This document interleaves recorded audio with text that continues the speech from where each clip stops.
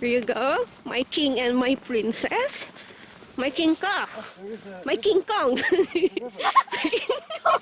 There's a My river. King Kong. You can Where? hear it. What? Oh yeah, from that one. There must I be don't something. see it. Look at that. And look at the view, guys. It's so nice, isn't it? Ooh. You okay? Yes. Keep area clear to emergency vehicles. Okay, let's go. Okay. Children. There's a thing there saying, Okay. So here is the price for adult 17, children 5 to 15 11, but if family 2 adults 2 children 50, senior citizen 12, students 12. Alright, so that's the entrance fee. Hi.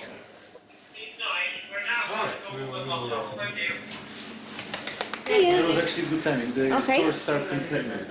Alright. Yay. Okay, so Daddy, where's the magnet? Fridge magnet. Do they have fridge magnet here, love? I don't think so. Oh yeah, we should have gotten that first. Fridge magnet. That's your coffee. So if you wouldn't mind just under the canopy there in about 10 minutes. That's it. Do you sell bar magnets, like souvenirs? Not the Peak District, we're just over there, my dog. Which ones are they? There, yes. The Yeah. sheep One with the farm. sheep on. Oh, that one. That's the only one we've Oh. Yeah. Oh. Yeah, Yeah, I know. We will do dancing before the tour begins. no comment. Do they have toilet here? Yeah, all right. A few moments later.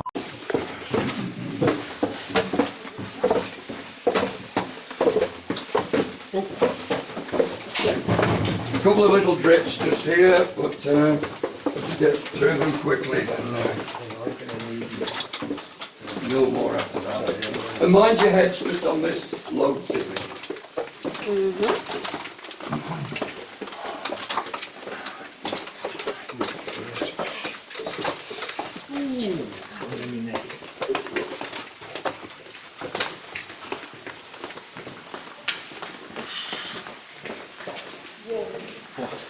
Like another world, huh? Wait, are they real plants? That's it, yeah. Oh yeah. Are these real plants? Yes, Oh my god, just because of the lamp. that's right, because of the electric light. That's right. Yeah. That's it, be careful. Take care. So, this is our first cabin. You're not going to walk through a mine or anything that's excavated. It's all formed by nature. The caverns are at least 290 million years old. Wow. And were formed when a series of ice ages came to an end. The ice melted, of course. The water began to come down through the ground and eroded the limestone. And the entire route that we're going to follow is all formed by mostly meltwater, but in some cases volcanic activity as well, when hot mineral fluid was pushed up through the passages too. For millions and millions of years, in fact it's only 400 years or 420 years ago since these caverns were discovered, but they are 290 million years old. These hills found their way into that passage there. They didn't find any lead, but they found some shiny crystals in the wall. Wow. And the shiny crystals, their official name is Derbyshire Spar, but from the 18th century on, they've been known as Blue John. Oh, that's the name. That's why you got the name. The name Blue John came about in the 18th century. Now, there was nobody called John. It isn't named after a man that discovered them or anything like that. It's a quirk of the language, but I'll talk to you about that in one of the places down below. Blue John wasn't slightly depressed, folks from Cavern Castle or anything like that. It is an accident of the language. But lead miners, these were the sort of tools the lead miners would use. When they discovered Derbyshire Spar with John and started to mine it, pretty much all they used was hammer and chisel. There was no need for much of this stuff, but this just demonstrates the kind of equipment that those lead miners who discovered this whole route. It shows you what they used to use. So we're going to go down 90 odd steps now. Much more conserved. My shoes are grooving amazingly. Mine isn't. What about yours, Amy? Yeah, it's good. That's it, yeah, use both hands. It's a bit easier when you start on the steps then. Okay, be careful. Okay. Be careful. That's it. I'm trying not to slip. Okay. And yeah, this is really interesting. I'm not hitting my head on the plate. Oh, it's dripping as well. Yeah, I know.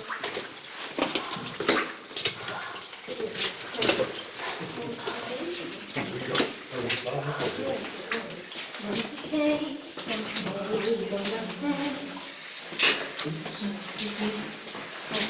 That's it, be careful. Slowly, slowly. I'm trying. Once we get to the bottom of this is called the pothole.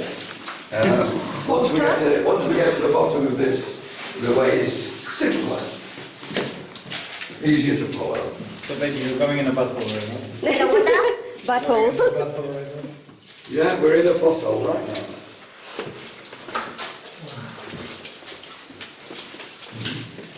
This is amazing. The view from... Is it like a steep drop over there? Yeah. Mm-hmm. Oh jeez, that goes way down. Oh, we are barely halfway down. But it's looking Well, it's just where you get to this point here, there's just a few more steps. Uh-huh. And then flat floors for a while.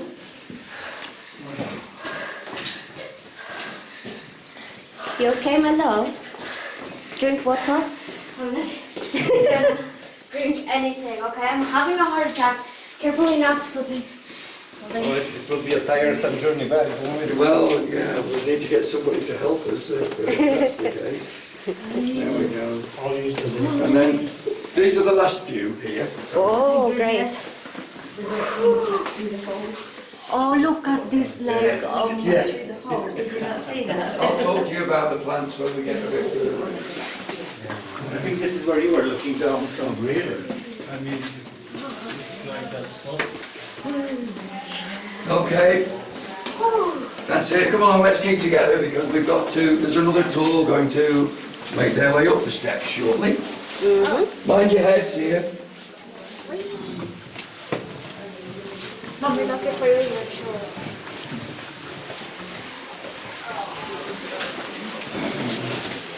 There we go.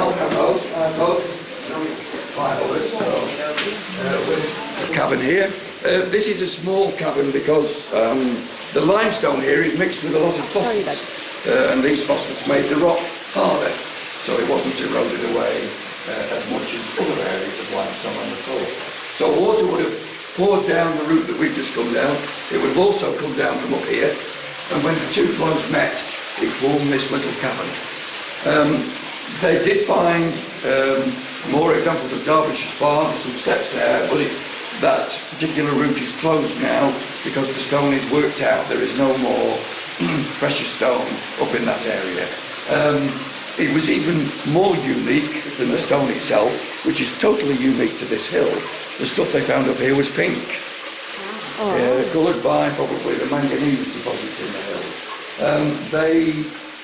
The miners named things by what they knew. We're talking about chaps who didn't move very far from home. We've come down the pothole. They call this the Bull Beak Cavern because The pink blue john reminded them of fresh raw steak in colour. That's their description of it, but it was like fresh raw steak. That was even more unique because of its colour. Probably worked out by the time we got to the Victorian era, there was no more pink ever found after that. The other thing about this particular cavern is these orangey nodules on the wall, and these are fossils. These are fossils of sponges.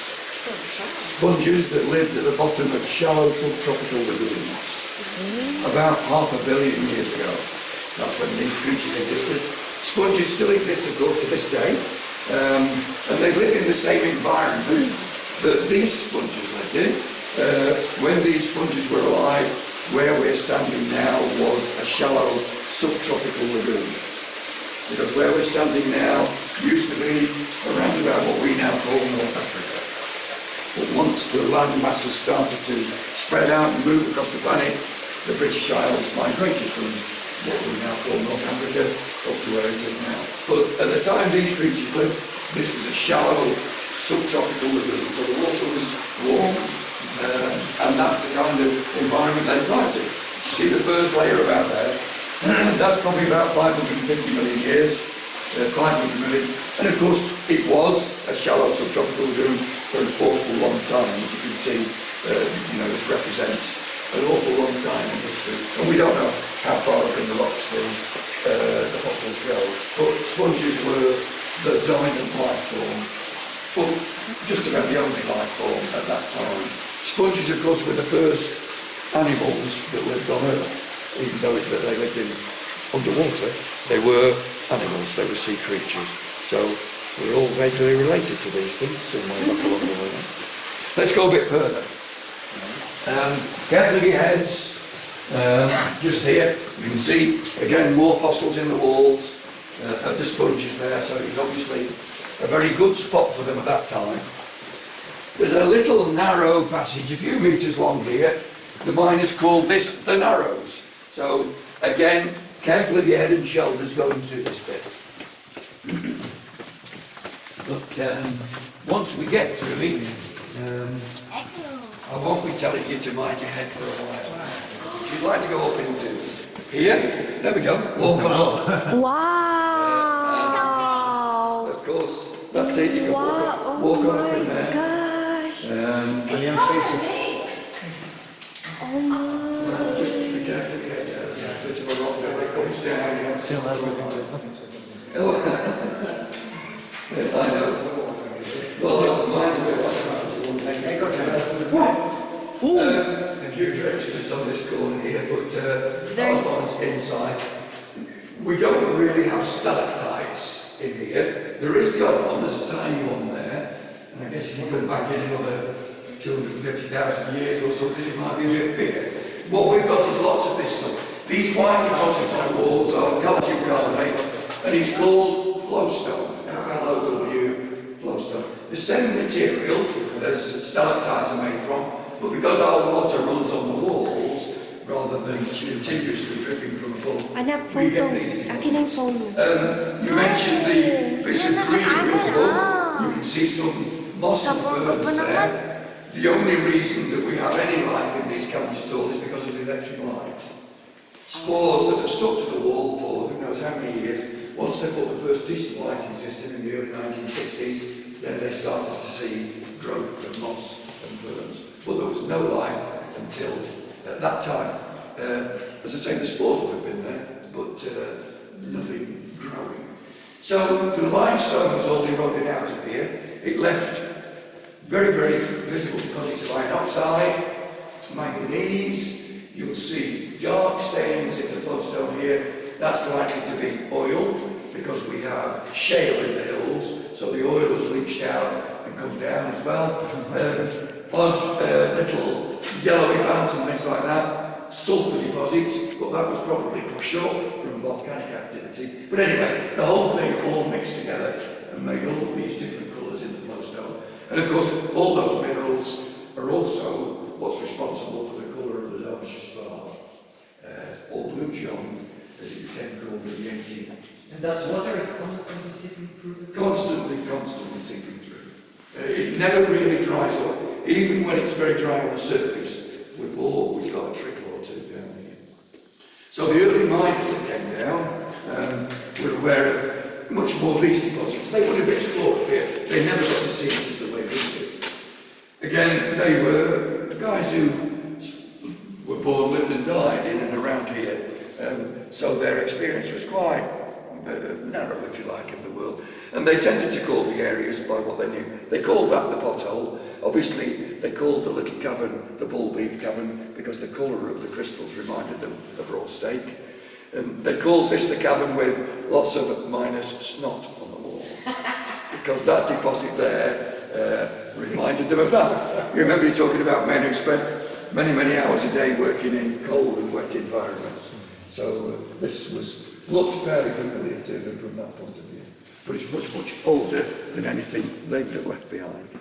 It might have been a big sneeze several billion years ago or something like that. But minor snot is what it was called. There's some more fossils just in the wall. This was another sea creature. These are called crinoids. And in fact, the name for this particular being here is sea lily, but it wasn't a plant, it was an animal.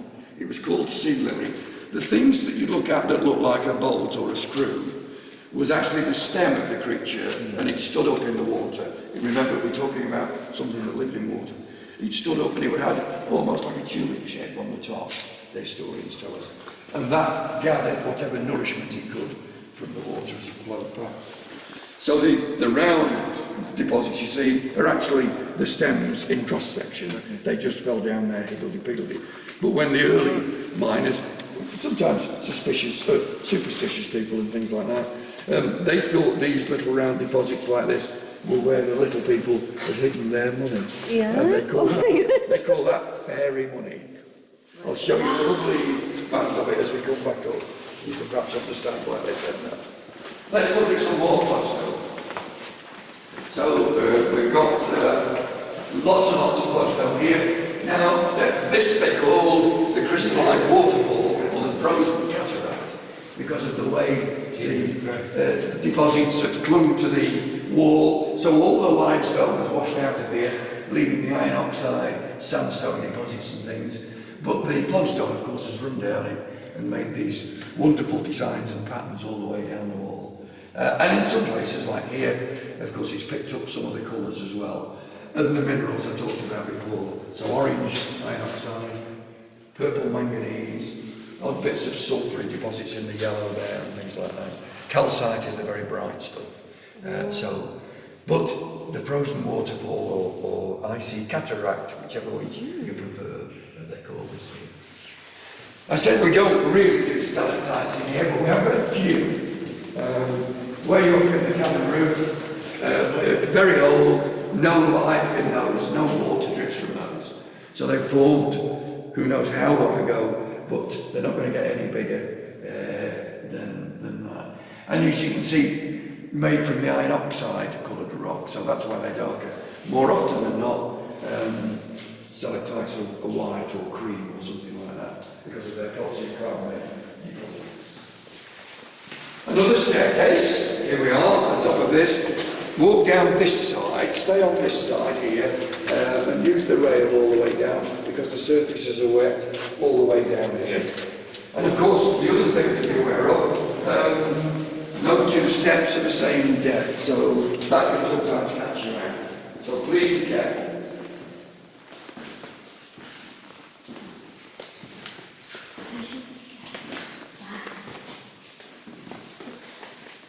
In fact, yeah, walking sideways like that's a good idea, because you get all the water on the step.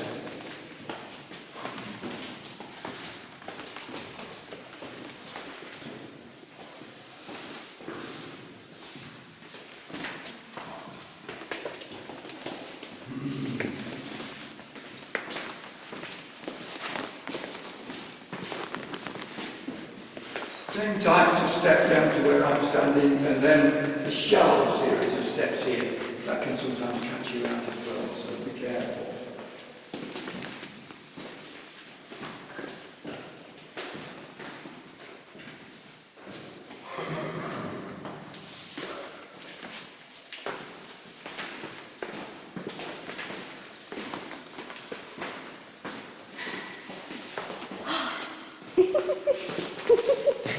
You're really heavy to measure the way back.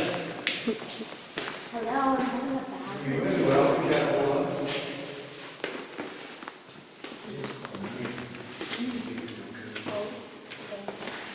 That's it. Up there, it's a whole other view.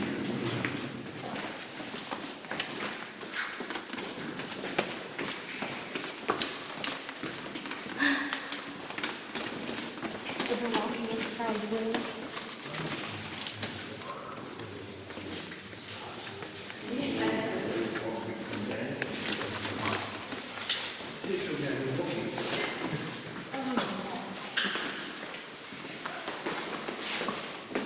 You enjoying my love?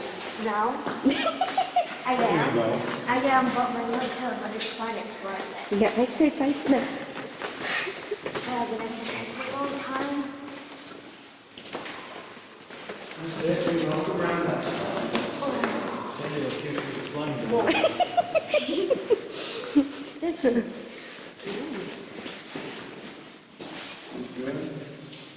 So, a big limestone cavern. Lots of limestone here, easily eroded by all that water.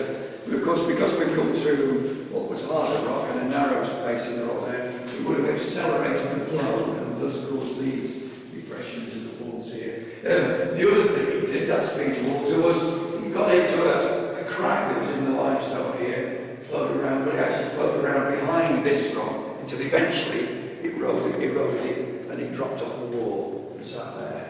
So the mine is named this cavern, but this big boulder here, they called it Balancing Rock Cavern. When you look at it, you might have thought they could have called it Boxing Cavern or Lion Cavern or a base in the rock there that some people see. But they decided Balancing Rock is what it was. Or they could have named it after these blue john deposits here. So two very good examples and a good place to talk about, again, the way the crystal formed. Two different examples, but these formed at different times. That lot there is mostly manganese and calcite. Here you've got those two things, but you've also got iron oxide and sulphur, among other things, mixed in there. And you can see there's a beige band of it at the top, grey colour, the purple, an orange and yellow spot together there, white bits and all sorts. So, very, very hot fluid coming up from volcanic activity below, gathering minerals, and you can see evidence of the minerals in the walls here. You can see the different colours. You can see an oil deposit on the top. There's shiny pyrites, the iron pyrites mixed in here, and of course there's deposits of calcite here and there in the rocks, all mixed together at least 120 degrees centigrade, this fluid.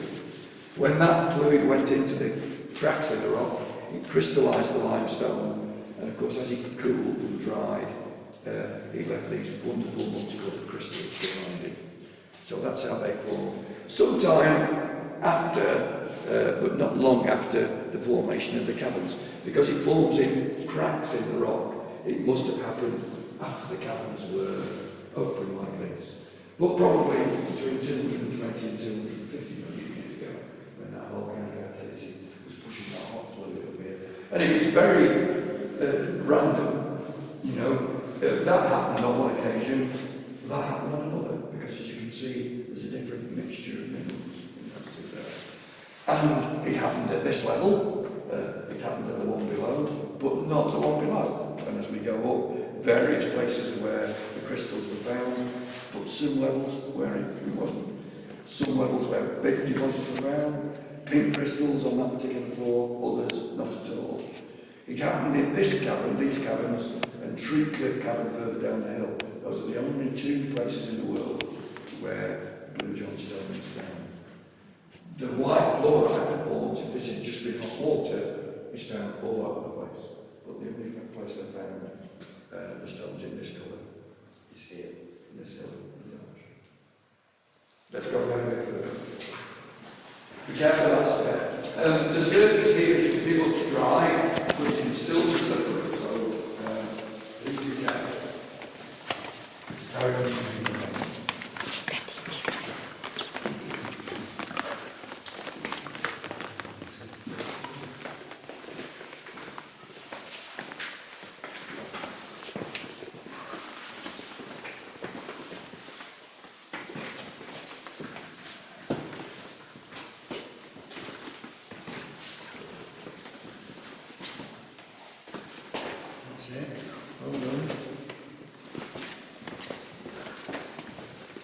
Yeah,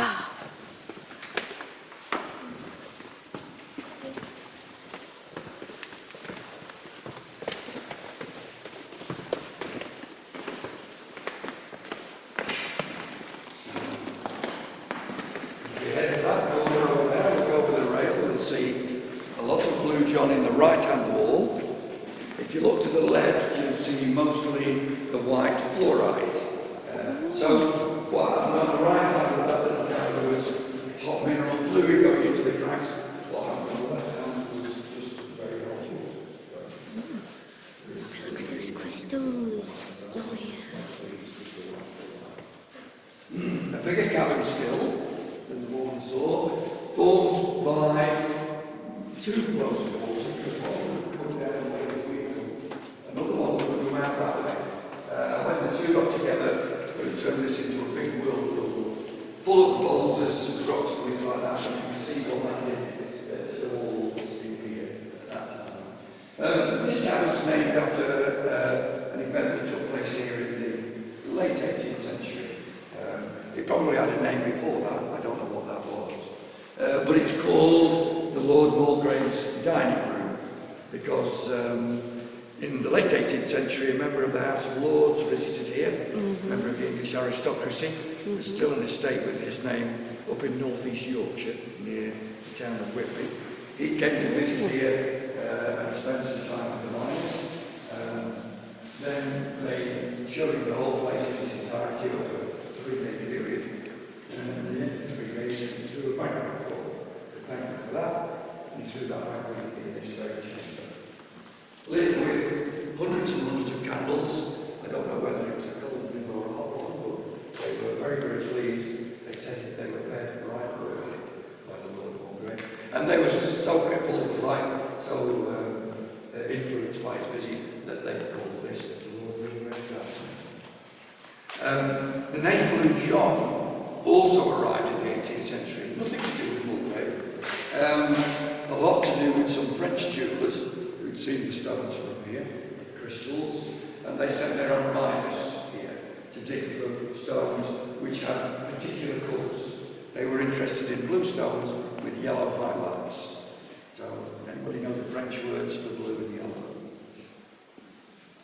Well, No. it's bleu et jaune. Bleu et jaune is what the French miners came looking for. The local Derbyshire miners probably never met a Frenchman or anybody else that spoke another language other than Derbyshire English. Couldn't quite get their heads around what the French were saying. The closest they could get to it was Blue John. So Bleu et jaune became Blue John, and that's when the name arrived. And that, of course, is what our lovely crystals are known as now over the entire world. So before the French miners arrived, it was called Derbyshire Spa, and that still is its technical name. But after the French arrived, all the Derbyshire miners that pronounced what the French were saying, whichever way you want, that was when the name Blue John arrived. So Is it still morning? yes, yeah. If you just look at the back of that little cavern there, you'll see a hole where the wall meets the roof. A little pothole that goes through. They mine it in the cavern behind there. They still look for stone in the cavern as at the end of the very narrow passage along there. And one or two other places. This is as low as it's ever been down here. But Treacle Cavern, which is lower than this, they did find it in there, so once again, quite random. Oh, there. I thought buffalo left. They are still mining, yeah. You can see holes there. We've got one more flight of stairs to go until we get to the far down here.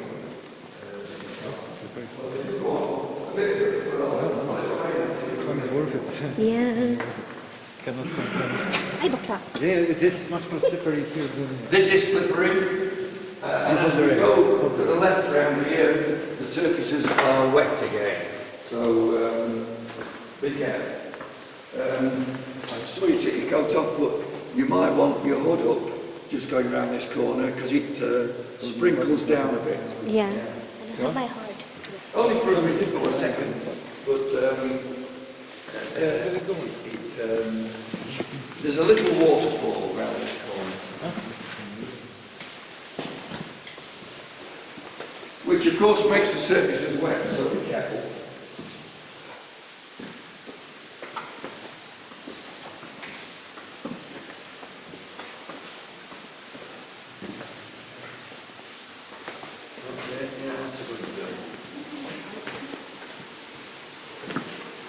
So from here on down, the steps are wet. Mm-hmm.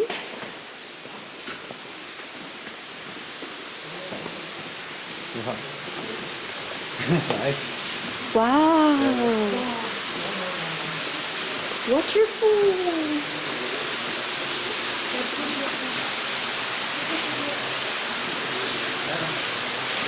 Oh, there's also time here. Okay. Okay, you can't just sprinkle it from the inside.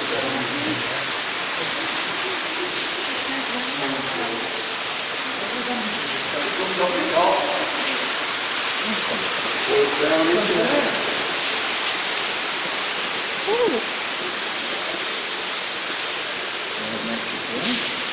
Wow. Okay, that's it. Nice. Coming down here. So, nowhere not like the flow, of course, of all those millions of years ago, but water's still making its impression down here. The water that you see coming down, there's nothing special about it. It's not mineral water or anything like that. Well, it is a mineral water. The only thing special about it possibly is the number of sheep it's been through before it gets to this. So I wouldn't recommend you taste it in the tank there. Well, it's been somewhere else. Yeah.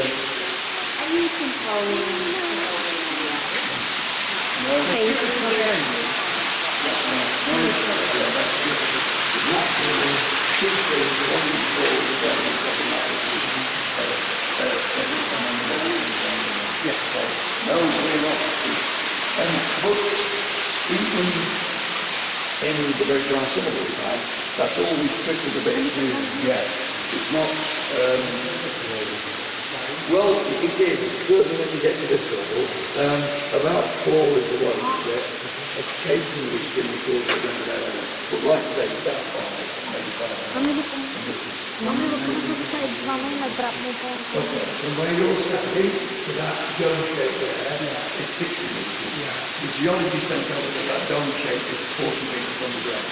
So we're 100 metres down, and we've come 300 metres into the hillside at this point.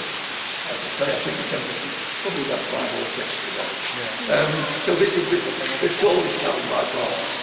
As far as we go, the cavern does go on. That dark area you can see there is the floor, where it goes up and it goes very sharply to the left. It narrows quite quickly, but the cavers were able to do about another 200 metres. So the whole cavern system is about probably 550 metres from the door to the area where it's flooded and can't be accessed any further. There's a curtain of stalactite, that white block of water there. So start off at Floristone, and eventually it develops more. But again, it's not grown or moving water in there. That's it, the way it's drawn against the sky. So they call this the Grand Variegated Cavern, because of the mineral deposits you can see mixed in with the limestone. Again, the dome that moves out, that's probably the result of volcanic activity. Fluid going up, because it's the geologists say, how does water flowing down make that kind of very regular impression in the roof. So, but of course, again, lovely coating of moss on the wall here, which again sort of shows that nature has a toehold in it. But if we turn the light on, okay, what have we got on the side? Yes,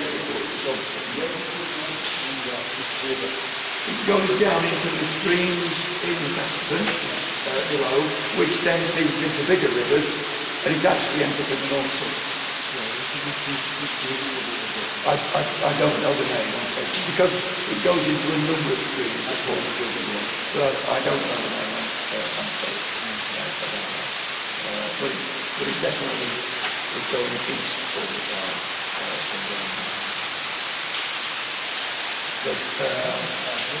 It does, but if we have 3 or 5 days now, it just drives to 3 or 4 strands of the cricket.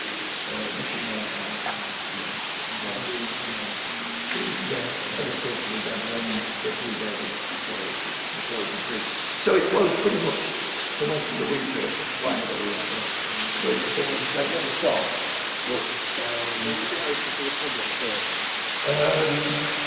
Victoria, the first floor right there,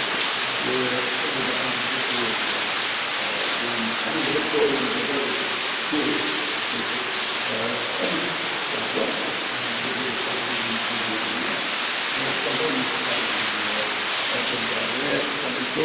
And it was, as we still became, a couple of our miners and vice versa.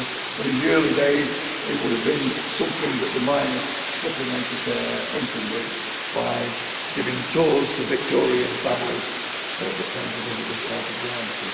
I mean, this part of Granby was very, very popular with Victorians. The town of Buxton, the lovely spa town, was very popular. The Victorians came there to take a walk. And nothing ever lived in here as no song or place of any living thing. Because until the 17th century, when they came into that passage of trade, there wasn't that, and that was the only way into the country. They didn't know this here. But, of course, this part of Granby was driven with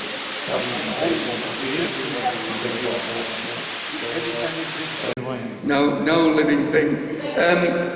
Even when we get up to that first level where all the tools were, there's no ready access for them to the out air. I mean, they feed outside at night, so they prefer somewhere with an easier way out into the...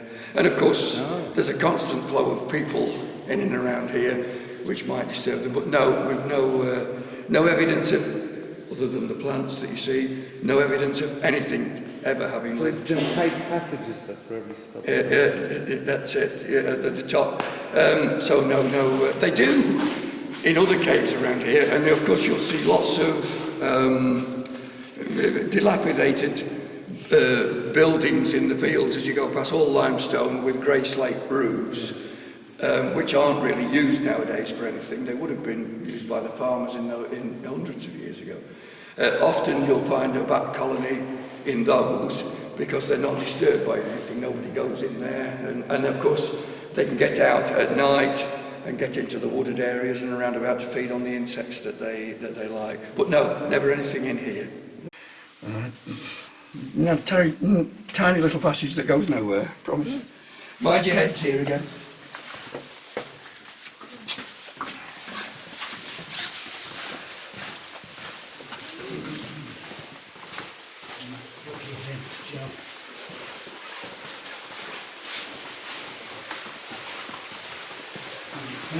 Careful here.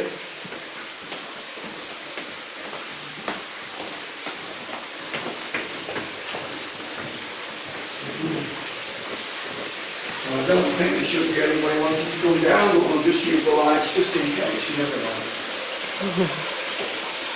Okay? Good. As we just get around this corner, one final thing. I showed you all these fossilised sponges here. If you look up at the ceiling of this little cavern as we walk through, you'll see it's virtually all made up of sponge fossils, the entire ceiling. So this was the seabed at one time, and all these creatures. And it's all purple, isn't it? That's it, you know, so the only place that it broke through, so the water when it came through and eroded didn't take these away, but the volcanic fluid when it came up burned through the fossils from time to time and left these dome-shaped gaps in. But as you can see, and I don't know how far it goes to the left and the right, but of course it's from wall to wall here. So there were obviously billions, or well certainly millions of these creatures living at the bottom of this walled lagoon at some time or another. And again you'll see layers of them as the years went by, as we go up into the rocks there. So they were around for an awful long time. Well, still are, the sponges still live, don't they?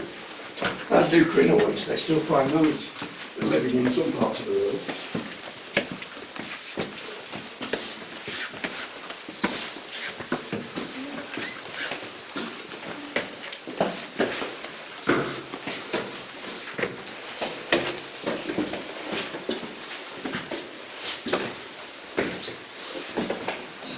It's a pea bed and everything. PE day today? Don't worry, I've already felt this walking in school, so don't worry.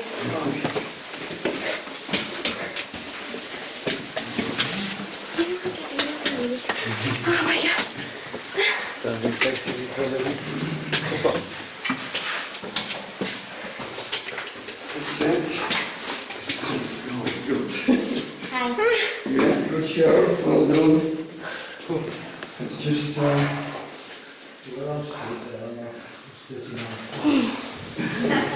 is actually much There's a drop.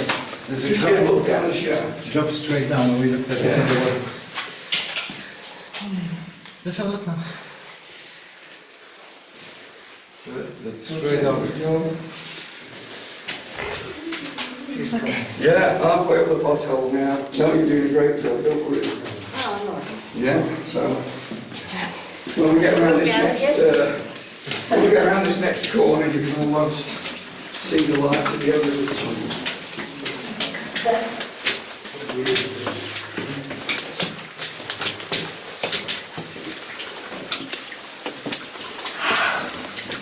This is actually much easier to go up than down. It is a bit. For you. You're not half as worried about slipping. Put the young. Put the young of them.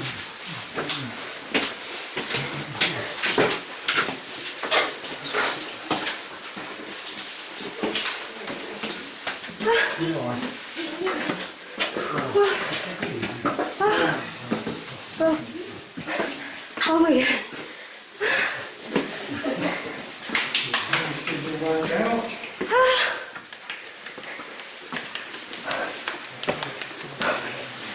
That's it, well done. We'll just all go together, so let's just... That was a good one. Going upstairs is easier. For her, it was easier to go up than down.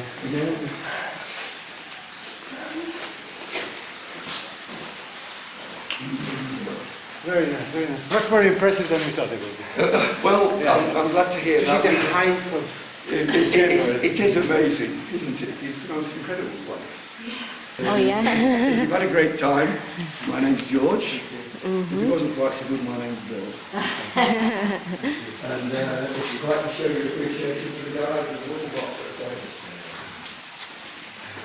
Big plant collection here. In fact, The first amazing thing I saw. isn't it? And this long one here, that doesn't grow any lower. It needs a little bit more warmth. And of course here, closer to the surface, the temperature is always that bit higher than it is. It's always that bit higher than it is there. And it's amazing how in the summer months, the temperature changes from where I'm standing now to walking forward a couple of metres to here. It's quite noticeable when the air's warm outside. Just quickly do that bit there. Put this on. That's it, yeah, hoods up. Looks quite bright out. That's not an exercise. Well, I'm glad you've enjoyed it. There's some hand sanitizer on the table here if anyone would like to use it. It was this moment down there, we stood with one of the chambers, there were big rocks clearly fallen down at some point. It's a scary feeling to stand there. We don't suffer from falling rocks. Thank you very much. You're very welcome. Thank you. Just up that. Can you hold it? Yeah. I will remove my. Thank you so much. You're very welcome. How's it, girls? Hold it. The PE day. Come here. We were climbing another mountain. We have one more hill to climb. We have one more hill to climb. What do you mean? There's another hill. That hill on the road. Another one? Oh, that was Now you're an ass kicking. Let's go. Thank you. Thank you so much, George. That was great. Really good. So the entrance here for a family like us, with one child, 2 adults, is 45. But I would say it's worth every penny. Yeah. What's Worth it the price. Guys, I'm not tired. it, baby? It's the best you can do. Nice and warm here now. Yeah. Okay, you're bugged out. Okay, ladies. I want to take another song. And look, that man is walking this 4, 5, 6 times a day. He took it much better than us when we were younger. Our first time. Yeah, it's pretty amazing. The gentleman that does the tour is way older than us, but because he's climbing these stairs up and down, well, multiple times a day, for him it's nothing. He's not even breathing heavy, whereas we both are insane. That wasn't too bad. That was very good, actually. Much better than I thought it would be.